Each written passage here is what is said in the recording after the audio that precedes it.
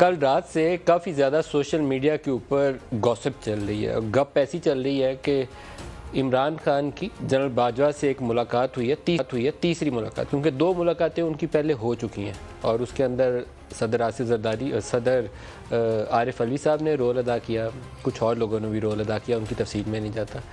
तो तीसरी मुलाकात हुई है और कोर कमांडर्स कॉन्फ्रेंस का हवाला दे के और बाकायदा व्हाट्सएप ग्रुप के अंदर मैं पाकिस्तान तहरीक इंसाफ के चंद चीदा लोगों से मैंने मैसेजेस वसूल किए कि कोर कमांडर्स कॉन्फ्रेंस के बाद बाकायदा फ़ैसला हो गया कि जो फॉरेन फंडिंग का केस है उसमें भी सूरत मिल जाएगी, अदालतों के अंदर जो बाकी मुकदमात हैं उसमें भी गुंजाइश मिल जाएगी, मार्च अप्रैल के अंदर इंतखाबात होंगे और फ्री हैंड मिलेगा लॉन्ग मार्च के लिए भी इमरान खान को।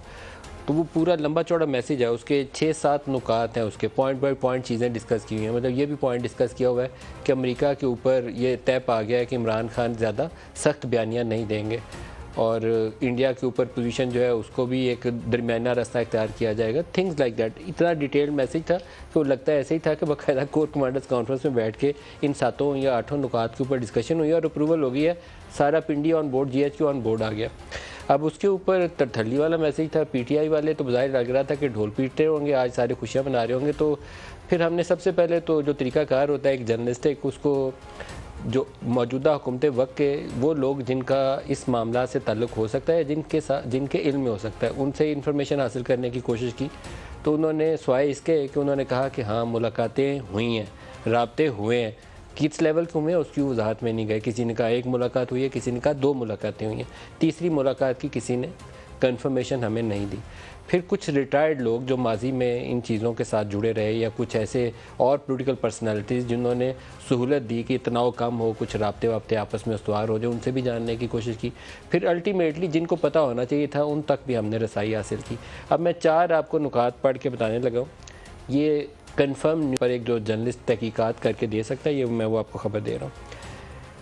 इस इस्टेब्लिशमेंट किसी जत्थे की हमायत नहीं करेगी। ये वो मैसेज है जो loud and clear Pakistan Tehreek Insaf के लिए है कि अगर वो जत्था लेकर आएंगे और पार्लियामेंट के ऊपर चढ़ना चाहेंगे या PTV स्टेशन के ऊपर चढ़ना चाहेंगे, क्योंकि ये 2 मिसालें 2014 में हो चुकी हैं और उस वक्त की इस्टेब्लिशमेंट इस प्रोसेस को सपोर्ट कर रही थी अनफॉर्चुनेटली, और उस वक्त की पाकिस्तान मुस्लिम लीग नवाज़ की हुकूमत की ये चीज़ें नॉलेज में आ गई थी। PMLN ने अपने एक वज़ीर को भेजा एक अहम शख्सियत के पास इस्लामाबाद में मुलाकात के लिए कि ये हो रहा है। उस वक्त डिनाइल दिया गया कि नहीं ऐसा कुछ नहीं हो रहा। फिर कुछ ऑडियो टेप्स मुशाहिदुल्लाह खान ने एक इंटरव्यू में तज़किरा किया, वो वजारत से गए क्योंकि उस वक्त की नून लीग की हुकूमत आउट ऑफ फेवर हो चुकी थी। इस सारे प्रोसेस को नज़रअंदाज किया गया, लेकिन शायद वक्त गुजरने के साथ एहसास हुआ कि ये गलत प्रोसेस था जिसको इस्टेब्लिशमेंट ने हमायत की दी, जिसका नतीजा ये हुआ कि पूरा सिस्टम जो है वो मुस्तहकम नहीं रहा, निज़ाम जमहूरियत जो है मुस्तहकम नहीं रहा। हर चीज़ के लिए पिछले 3-4 साल इस्टेब्लिशमेंट को इन होना पड़ता था बेल आउट करने के लिए, इवन पार्लियामेंट के अंदर वोट पूरे कराने के लिए, बिल्डिंग के लिए भी इस्टेब्लिशमेंट को इन होना पड़ता था। तो पॉइंट 1 इज़ कि इस्टेब्लिशमेंट किसी जत्थे की हमायत नहीं करेगी, किसी सरकारी बिल्डिंग पर कब्ज़ा नहीं करने देगी। और इसकी सपोर्ट के लिए मैं आपको जनरल बाजवा का एक स्टेटमेंट सुनवाना चाहूँगा जो ऑन रिकॉर्ड है, किसी से ढका छुपा नहीं है। ये पॉलिसी है GHQ की जिसको आर्मी चीफ जो है बयान कर रहे हैं अपने लफ्ज़ों में, बताइएगा जी। Message is clear, the armed forces with the support of our citizen will never allow any country, group or force to politically or economically destabilize Pakistan. ये लाउड एंड क्लियर मैसेज है कि किसी को सियासी तौर पर या इक़्तिसादी तौर पर किसी ग्रुप को या जत्थे को पाकिस्तान की दाखिली सूरत हाल को गैर मुस्तहकम नहीं करने दिया जाएगा। दूसरा मैसेज वो ये है कि इलेक्शन का फ़ैसला हुकूमत वक्त को आइन की रोशनी में करना है। हुकूमत चाहे तो वो वक्त से पहले करवा सकती है, अप्रैल में करवाना चाहे, क्योंकि ये मार्च के एंड में शायद 23 मार्च प्रोबेबली रमज़ान का आगाज़ हो जाता है, तो अप्रैल के एंड में करवाना चाहें तो करवा सकते हैं, कोई मज़ाइका नहीं है उसमें कि फसाद ख़त्म हो जाए, इलेक्शन हो जाए, मुंतखब हुकूमत आ जाए, वो अपनी मर्ज़ी का बजट पेश कर ले।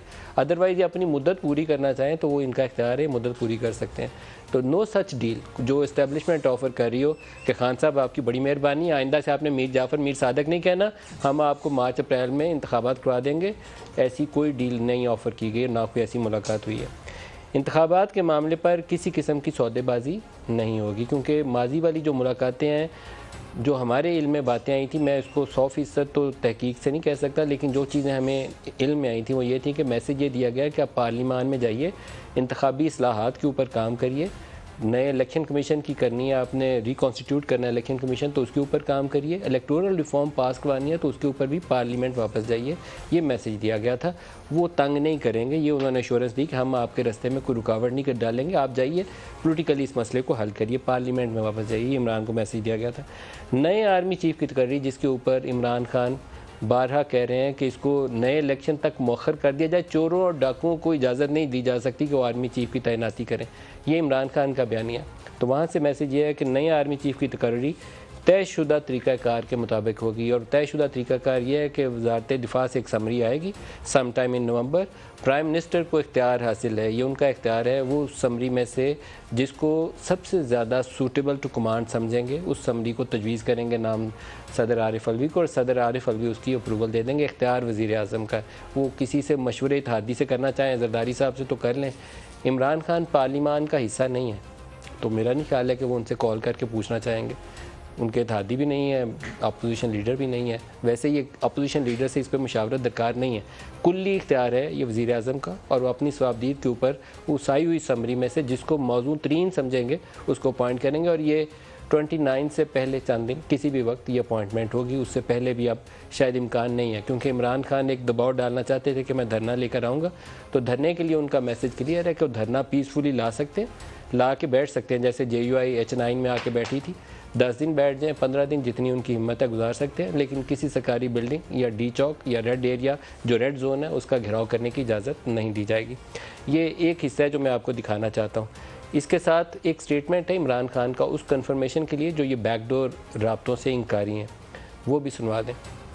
क्या मैं कहूँ कि हो भी रहे हैं, और यानी उनके अंदर अभी तक कोई जो भी थोड़ी हमारी बैक चैनल्स पे हुआ है, कोई इस तरह की क्लैरिटी नहीं है अभी तक, क्योंकि वह नवाज शरीफ डरा हुआ है इलेक्शन से।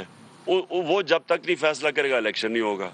वो चाहता है कि थोड़ा टाइम लंबा हो, 10 महीने 1 साल हो जाए ताकि वेव कम हो, तब इलेक्शन करवाए। तो मैं तो चाहता हूँ कि वो आए और उसके साथ मेरा मुकाबला हो। जो NRO मिल गया, अब मुझे लगता है वो वैसे ही बरी हो जाएगा, तो चलो अच्छा आए मुकाबला करे। इमरान खान का बयानिया दो चीज़ों के ऊपर बेस करता है, एक एंटी इस्टेब्लिशमेंट, एक एंटी अमेरिका। कि अमेरिका से डोनाल्ड लू ने गैर मुल्की साजिश की और यहाँ से मीर जाफ़र और मीर सादक ने उनकी हुकूमत गिरा दी। इंटरेस्टिंगली जब हमने थोड़ी सी मज़ीद अपनी तहकीक की तो पता चला कि इमरान खान का सेकंड टियर जो है, मैं उनमें से कुछ इनके जो माजी के वज़ीर हैं उनके नाम नहीं लेना चाहता, वो अमेरिकन एम्बेसी से उसके बाद से राब्ते में हैं। तो वो बयानिया सिर्फ पब्लिक को गुमराह करने के लिए, प्रैक्टिकली उसकी हकीकत नहीं है। डोनाल्ड लू को कहने के बावजूद कि उसने पाकिस्तान की इज़्ज़त पमाल कर दी और यहाँ से मीर जाफ़र से मिलकर उनकी हुकूमत गिरा दी, इनका सेकंड टियर अमेरिकी सफारत खाने के साथ राब्ते में है।